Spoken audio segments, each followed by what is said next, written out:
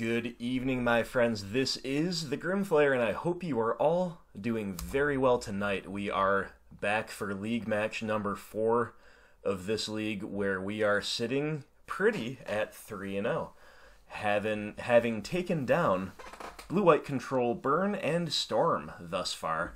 We are off to a very solid start. We are, of course, aiming, as always, for the 5-0, but we've got some leeway to drop some matches here and still have had at least a moderately successful league. But let's not think about that. Let's think about getting the 5-0. So if you haven't seen any of the earlier games, this is my list that was featured in the most recent deck tech. The only change is we have a Nile Spellbomb main and a Liliana the Last Hope in the side. Those two cards have exchanged places, otherwise it's just what you've seen.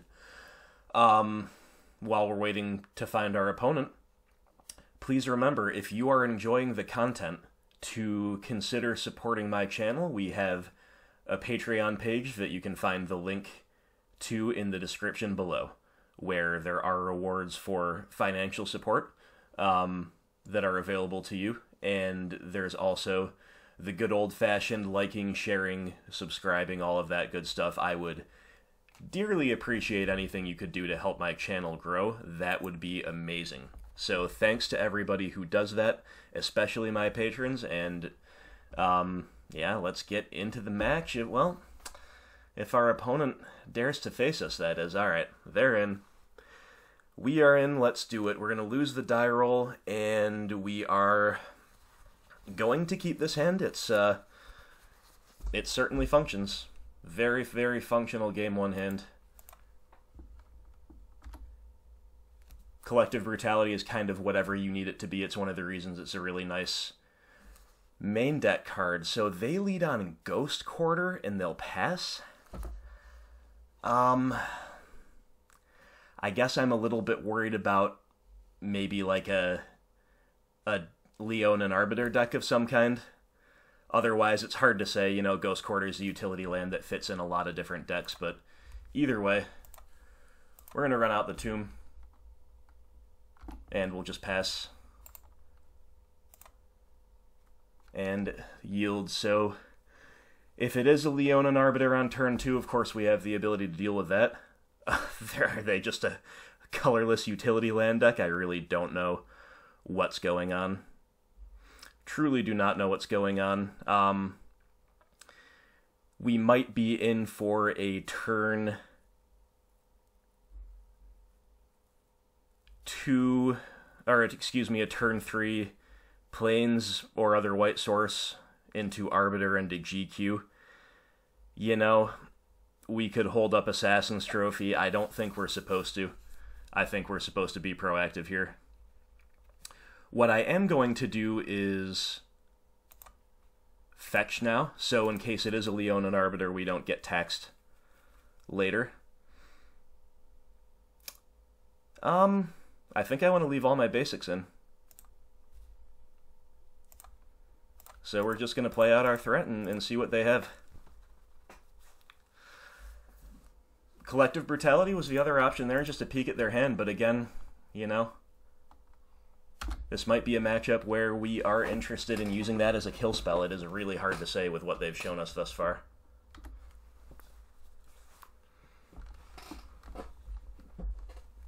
Alright, another Ghost Quarter and pass. I am so confused, guys. I am so confused. I was going to say, I think at this point we have to collective them to see what's up, but we drew another threat, so I might just play that. Might just have to play that. We'll see. Let's attack first.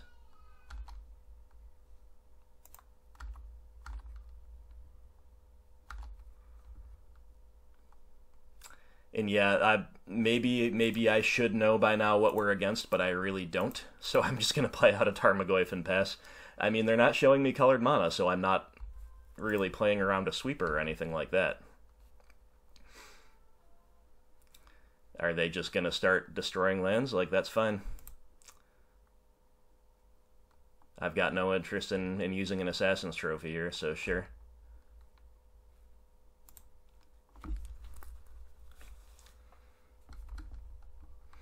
Alright, they fixed their own mana, so it is some kind of a taxes deck, I would assume. Emeria, okay. This could just be a like a value one of, but nah, this is Martyr Proc. Alright. Martyr Proc that had a really slow start. Fair enough. So now we are kind of playing around board wipes. So I'm going to lead off on a Collective Brutality. I have a feeling they've got a board wipe in hand, so let's get it out of there. It's going to grow the Goyf too. Also make the Martyr potentially a little bit worse, one way or the other. Alright, they have a Path to Exile. And is this Dusk to Dawn? All creatures with power 3 or greater, huh? Well, that's pretty good either way.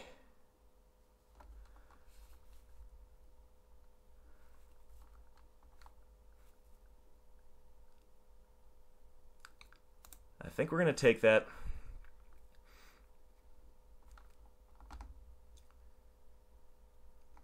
Dawn is not that threatening at the moment, but it will be if the game goes on, right?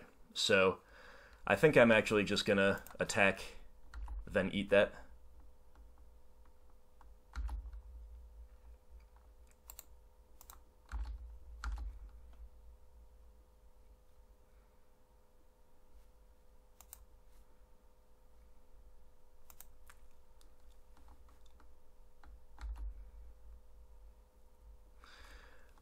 I could also just take this path out of their hand, and maybe that's actually what I should do here.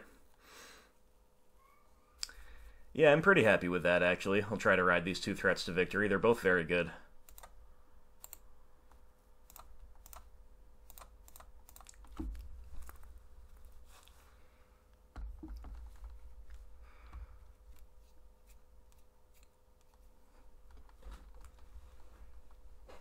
And they do have a cast out for one of them, so maybe they're cashing in the Martyr now. Sure.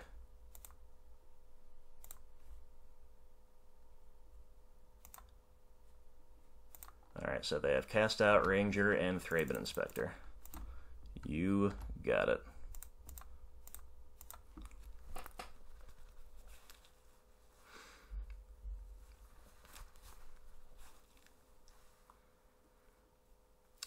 They're getting rid of the ooze, huh?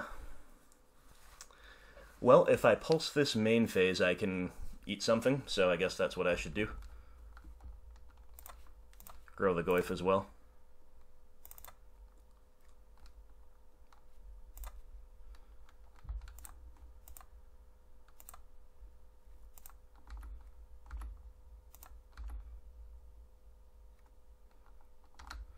Abrupt Decay was probably a good draw. We'll see how it goes, but I do like that draw. Ranger is awesome value against us, but at least we've got a fairly proactive board state.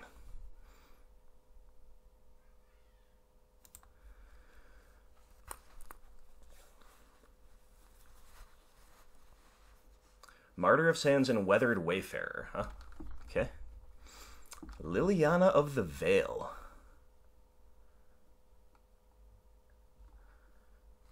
I like keeping the board clear here, I really do. I don't think we gain much out of ticking up, and Trophy doesn't feel great here either, so... Lily, Edict you.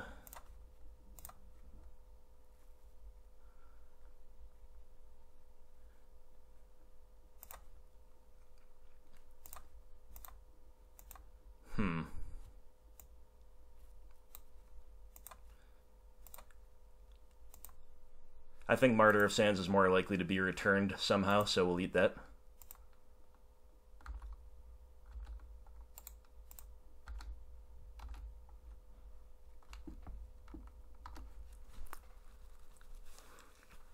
Alright, we're doing some powerful things. Of course, a board wipe would be bad. Oh, another Ranger of Eos will also be bad. The value. This This is a tough matchup. They grind really well. They grind really, really well. They're going to get a Walking Ballista and another Martyr, huh? They're going to play out a Thraben Inspector. Yeah, this stuff is lining up pretty well against us at the moment.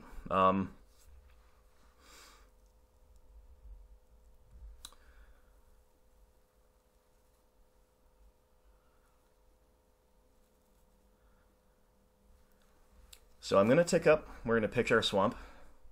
We can't quite empty our hands, so I think that's better.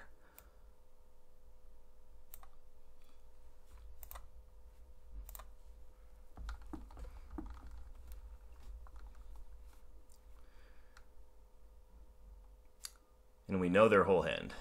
Yep, oh, Ghostly Prison. Yep, so we know their whole hand now that they've pitched that. All right.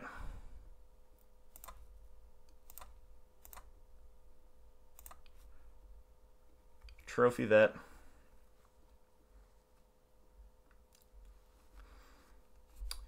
Now, the Ballista is going to come down as a 3/3, so there's no real way to protect our Lily. So I guess we just hold up Abrupt Decay here.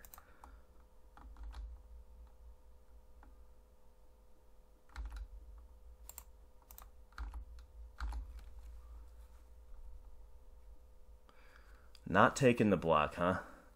Does that make me want to get in another point of damage by eating a Ranger? Nah, I think we want to be mana efficient and keep Brutality up. Alright, they're dead to a Tarmogoyf hit, so that's kind of cool. But they've got a bunch of life gain coming with the Martyr of Sand, so that's less cool. Still, we're keeping the pressure high.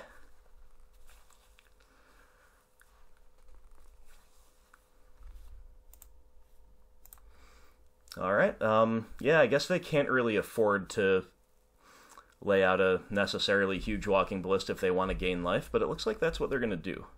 You got it. It's just a 2/2.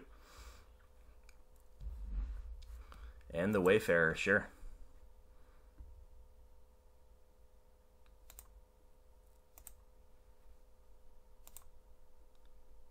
Ooh, they're going to pass, huh?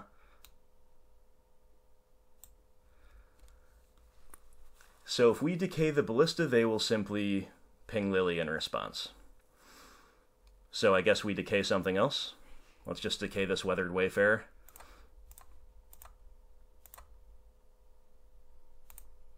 And if they let us untap with the Lily,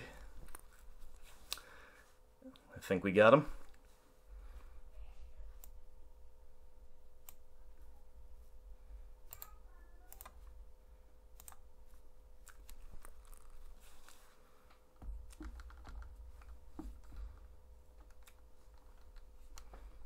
All right, we got him. Whew, that was a lot of value to fight through. Thank goodness for this super proactive Tarmogoyf. I mean, we needed a lot of good cards too, and we had them. Kind of a strange start to that game, right? But we got there. We got there, and the power of Tarmogoyf was really what put us over the line through all that life gain and all that value. So they are a deck that likes to grind for days, and they like to use their graveyard a lot, so we should consider the Spell Bombs, we should consider EE, because it just sweeps up their small stuff pretty well. I think Grafdigger's Cage might be a bridge too far, but, you know, these lists are not necessarily the most refined, so it might be a little bit hard to say what's exactly in there and what exactly we need, but I think I can go without the Cage. Maelstrom Pulse is good. This is a grindy matchup, so Nissa Vital Force is something we'll consider, but Languish is going to kill their whole board. Lily the Last Hope's amazing. Brutality and Deathmark are all good, so as you can see, we have a lot to bring in.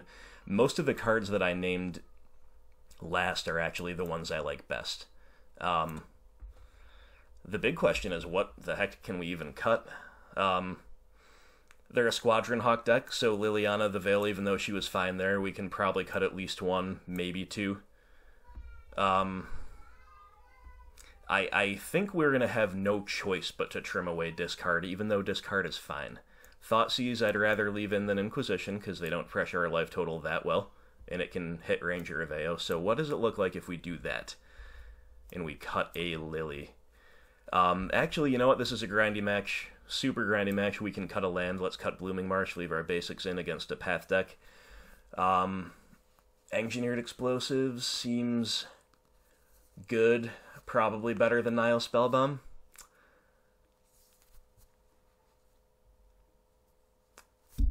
Okay, I can buy that. Let's sort by CMC, see how we're looking here. Is Nissa just a little bit too much, or is she just awesome? She's probably just awesome, right?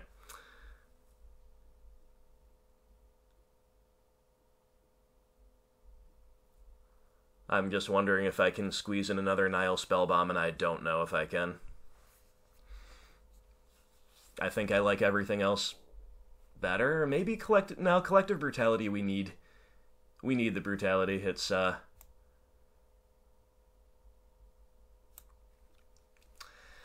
nice versatile kill spell.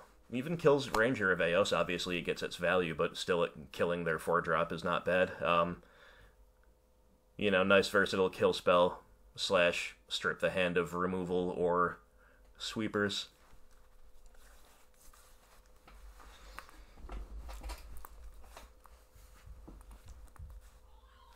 Very happy to win game 1, though, that's for sure.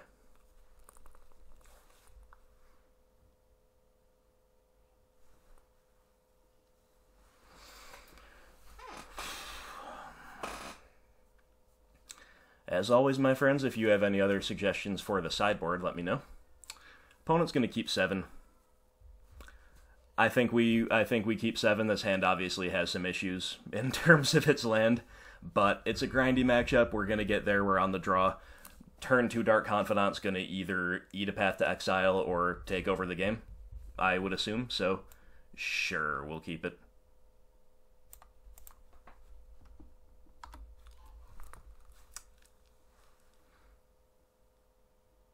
Of course, he's only turn 2 if I find an untapped land by then, which we did, so good enough for me.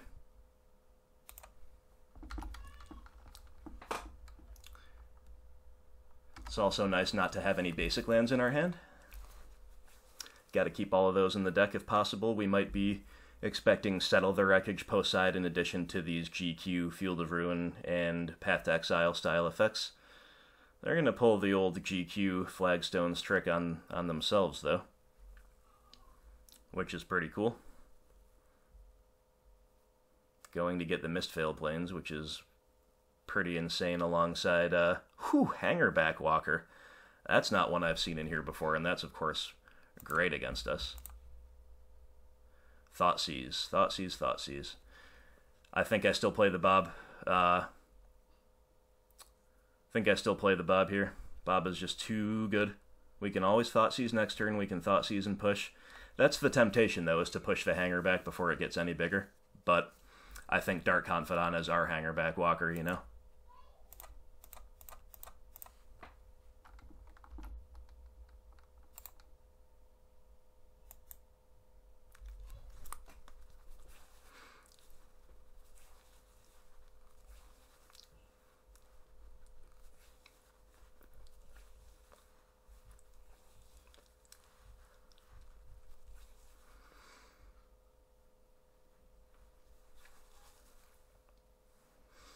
Growing the Walker, Path in the Bob, sure.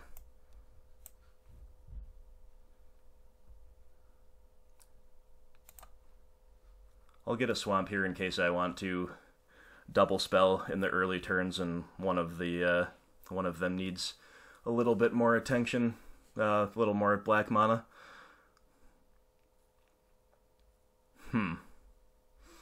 It's a tough spot here again, because we definitely want to Thoughtseize this turn before they play Ranger of Eos if they've got that. But we also want to kill this Hangerback Walker before it gets out of control, so we can Thoughtseize and push and hold up another push. Or we could even just be, just Maelstrom Pulse the Walker. The big problem with that, of course, is we're missing out on the Tireless Tracker value if we do that, but I think the Hangerback Walker is likely to be a big enough problem for us that we're supposed to not play the Tracker quite yet. So yeah, I guess it's going to be Thoughtseize. Tough call. Pithing Needle, Wrath of God. Okay. Wrath of God's not going to do anything quite for a while with our hand. So yeah, I'll take the Needle, I guess.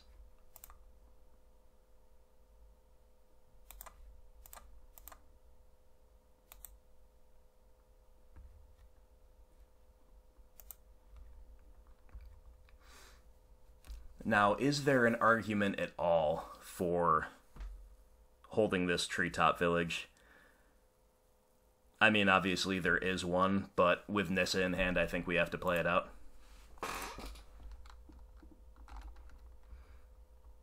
Alright, we'll see how this plays out.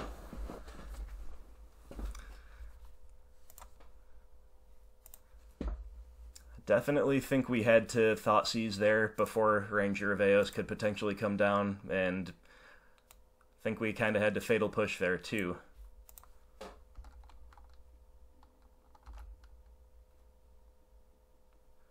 Alright. We are rewarded, so we just slam the Nissa, right? I think we do.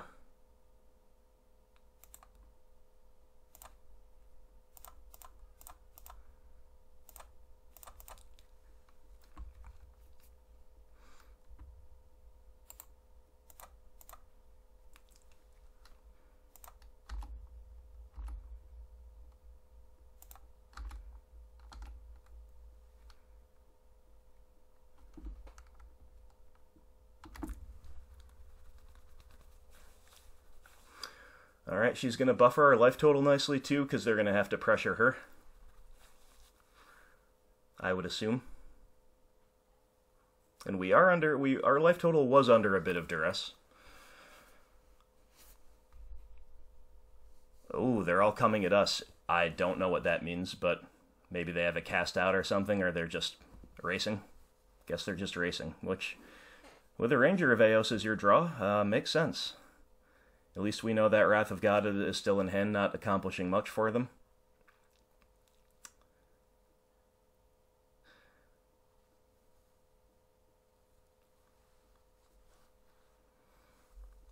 I think land is our best draw here, because then we can go Tracker into land and maybe even consider alting the Nissa.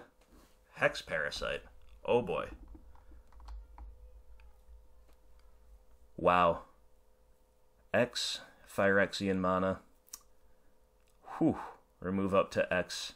Counters from target permanent. So we just have to... I think we're going to alt the Nissa here. It's going to be really good on a couple levels. We're just going to go insane with value. Try to stay alive.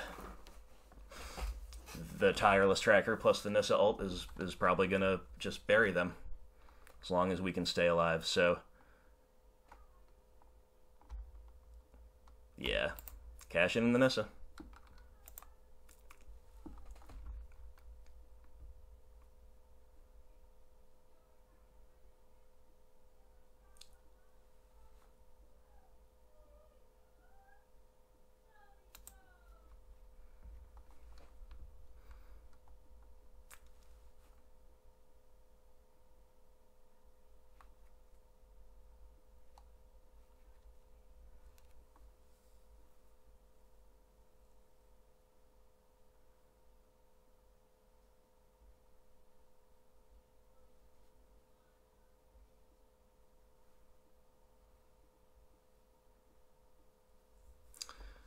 Alright, there we go. I was just going to say the opponent's not sure about that, apparently, but...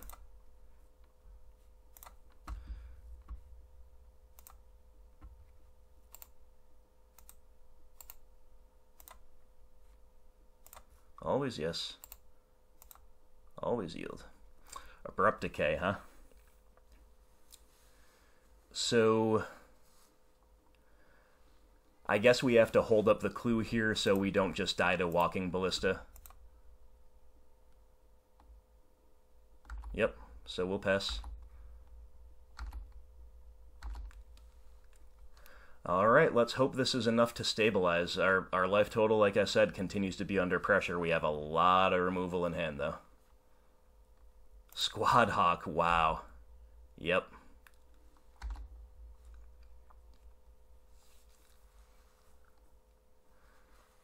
But Tireless Tracker can at least block well along the ground, and if we can deal with these, with all these flyers, then that'll be good for us.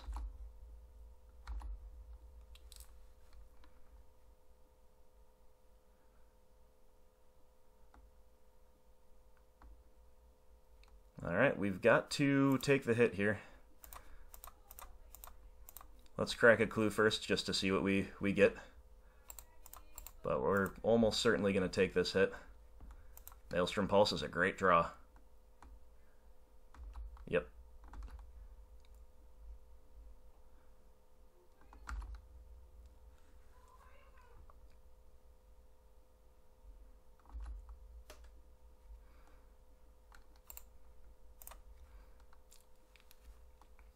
Alright, we're at 5. Deathmark.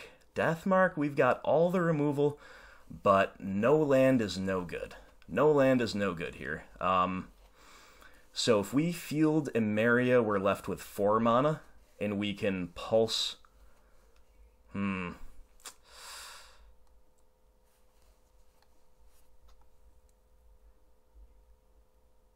We can pulse and Deathmark, basically. I guess that's going to have to be good enough. I don't think we can just not have a land drop this turn. We're just missing out on so much value if we do that. So, ooh, but then we're just going to die to the Walking Ballista if we take more hits. Man, this is tough. This is tough. We really wanted to draw land there, didn't we?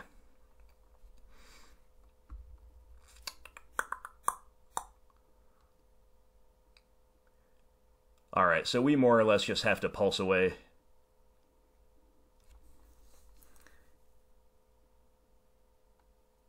Enough things to live, which with their Walking Ballista in hand is just, it's just gotta be all the flyers. I don't think we're gonna win this actually at this point, but,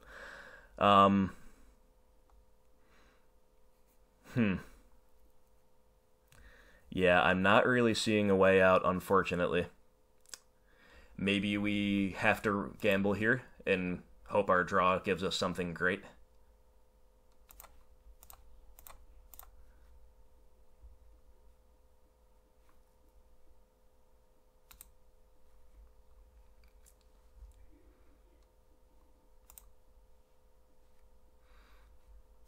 All right.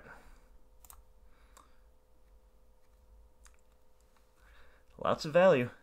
Lily the Last Hope. Oh, we've got all the value, but I think we're just going to die.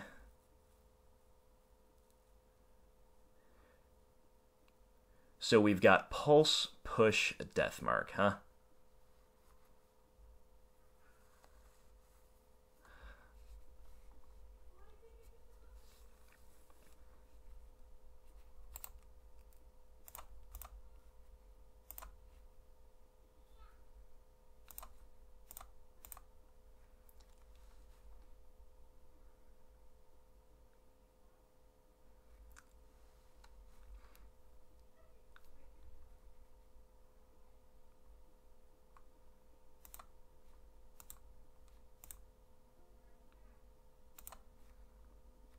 And then we'll just see what the opponent does. We'll hold up Fatal Push here.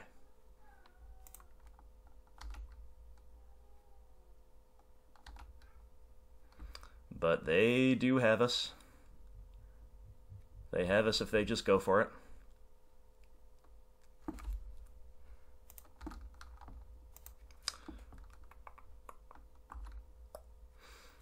Little surprised they didn't cycle that sooner, looking for a path for Tracker or something, but...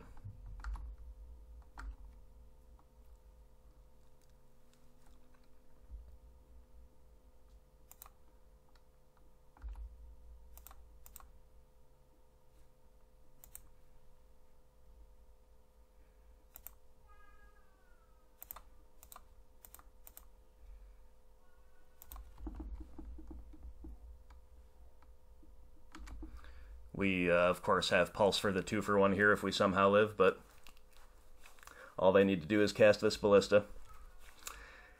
Yep, we just barely failed to stabilize. Pretty tough stuff, but that was a good game. Nissa Tracker was a heck of a combo, and we had all of the gas in hand. Yep, just couldn't get there. Okay, so they didn't show me anything that makes me want to change up anything that I did, except maybe the kitchen finks for a little life gain, but that was an unusual amount of pressure they applied, I think. That turn 2 hanger back walker on the play was ended up being pretty nuts. And we had a powerful hand, but relatively slow. So, yeah, I think everything we did here is fine. Try to play a little bit quicker this game in case the clock becomes a factor. I am behind. Sadly, that seems inevitable when I'm doing live commentary, but...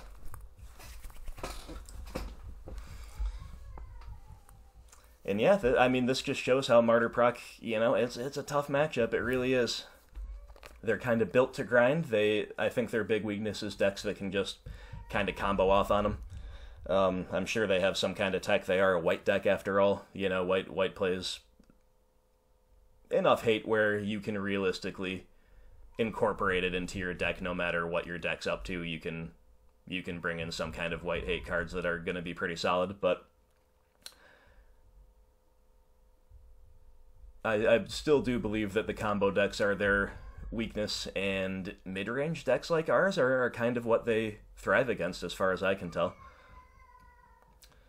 That said, we very nearly got them. We very nearly stabilized their game too. These XX artifact creatures are definitely giving the deck a new dimension. I have not personally encountered those before in a Martyr Proc deck, but I mean, Hangerback Walker and Walking Ballista were just about the MVPs there. That reach from Ballista, and of course that's probably their cleanest out to an early Dark Confidant as well. Worth keeping that in mind. And of course the value out of Hangerback Walker, where it traded with our push and made 2 tokens, and those tokens helped put the damage across that just killed us before we could quite stabilize. Now, I do think we were extremely well stabilized. We had 3 very powerful pieces of removal still in hand. I think it was definitely 3 spells. I think it was 3 removal pieces. And the tracker and Nissa emblem synergy is so good. And you know, they just got us. So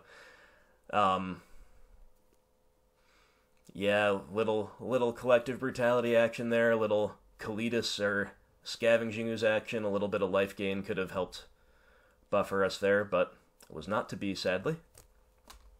Alright, let's get him game 3, shall we? Pretty unplayable. Got them all. Alright, this is fine. And I think we'll bottom that. We have a high creature density, as is.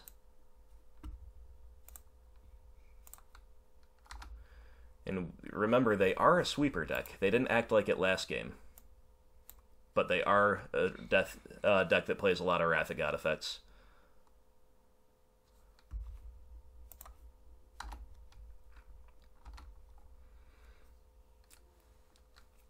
I really need to hit another land, basically. Ugh.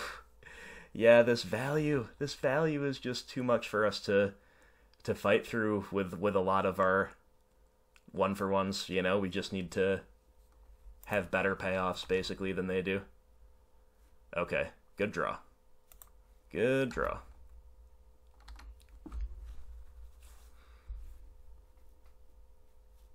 Wall of Omens, yep. I mean, as a grindy deck player, I have to admire the levels of grind they're showing me here. It's really, really something.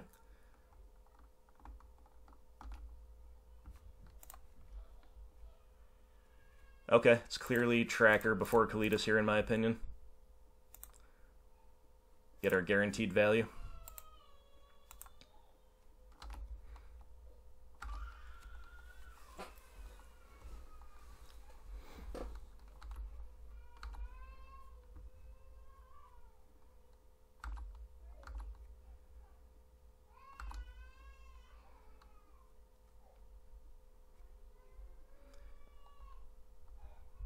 Oh my goodness. The blocks. The blocks.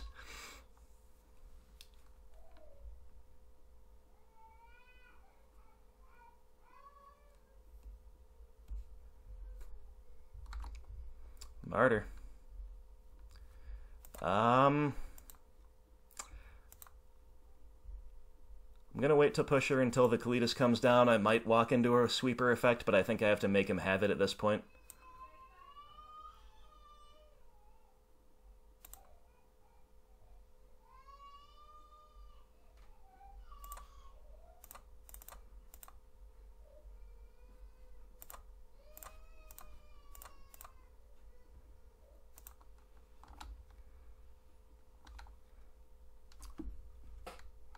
Alright, don't wrath me.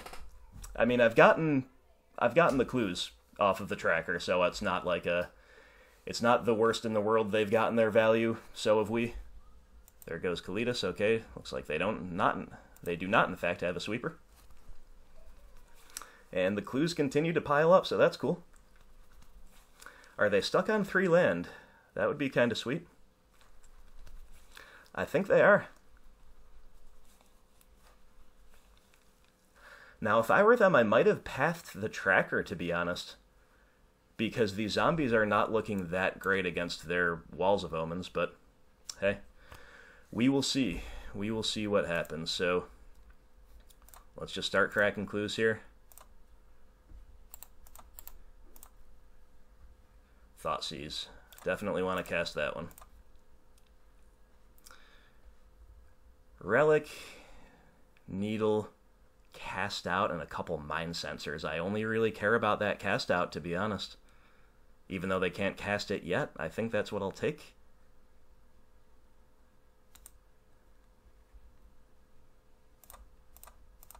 Keep cracking. Tarmogoyf. Good, good, good.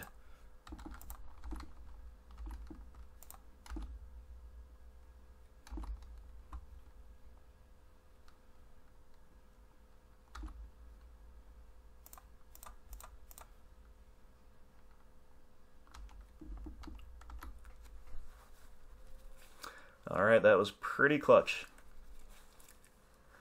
Well, they do have the relic, that's right. They can shrink the Goyf, but I think we're still going to turn everything sideways here. Well, we'll see what we draw. We'll see what we draw. We might be interested in cracking a clue to make sure we hit our land before anything else happens, but if they crack the relic, we've got fatal pushes to fill the yard back up. And they're turning their bird sideways. I mean, I like it. Are they not cracking the relic? Whoa. Whoa. Okay, so if we go push, push... Nah, that's not lethal. It's getting kind of close, though. It's getting real close, so... Alright, look at their yards. We have instant sorcery, creature, enchantment, so they can shrink the Goyf here. Let's look for a land. Another Goyf. Okay.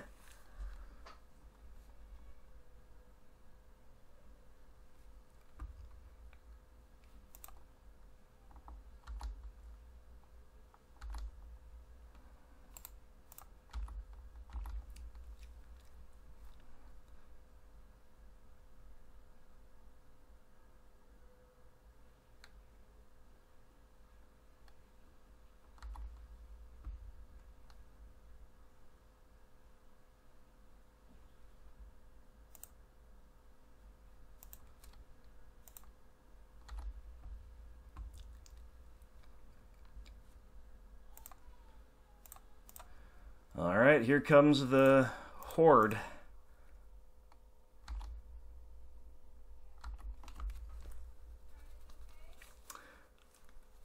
We're just all in. We're just all in on this board. Ranger of Eos, yep.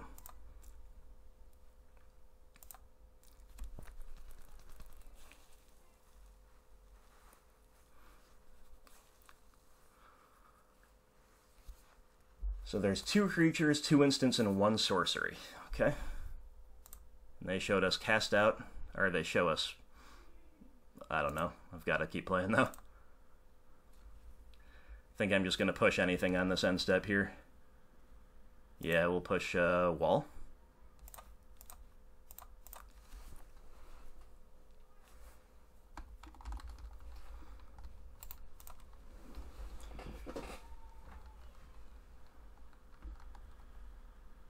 Engineered Explosives does not do anything good here, but Collective Brutality might. So if we...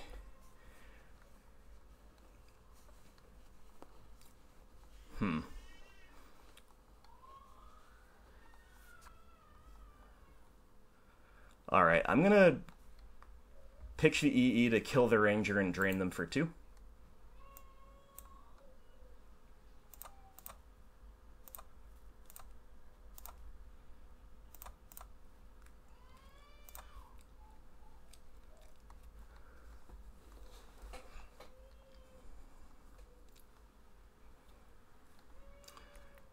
Do we just have lethal? I'm just gonna go for it. I don't really want to waste too much more time. I think just being proactive here is correct anyway.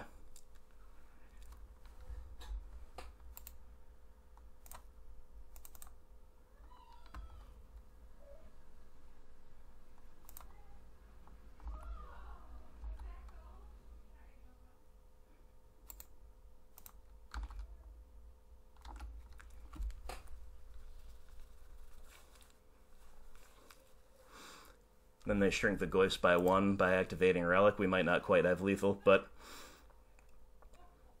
I don't think there's a... Okay, they're targeting me. So I'm just going to lose an instant. I think they should have taken away their own... Okay, we have exactly lethal. Ah, they no longer had the cast out, that's right. That's right, so they could not shrink the Goyf no matter what they did. Well, I didn't do the math. And it still worked out to exactly lethal. This is where my early slow play on the clock came back to bite me, so I didn't feel that I had the luxury of gaming that turn out all that well. However, I think once we spot checked their hand and saw A, that there was no sweeper effect when we took away the cast out, and B, that they continued to be stuck on 3 lands for at least 1 turn after that, we knew that we had no choice but to go all in on the board, right? Like, I think it would have been correct to go all in on the board given those circumstances, even if we weren't behind on the clock, but especially because we were behind on the clock, definitely just wanted to go all in on the board, and boy, did we. Did we ever? Like, they established such a strong board early on. They had Squadron Hawks and Walls of Omens for days. They were ahead of us on resources because the Walls cantrip and the Squadron Hawks find more Squad Hawks. But Tireless Tracker.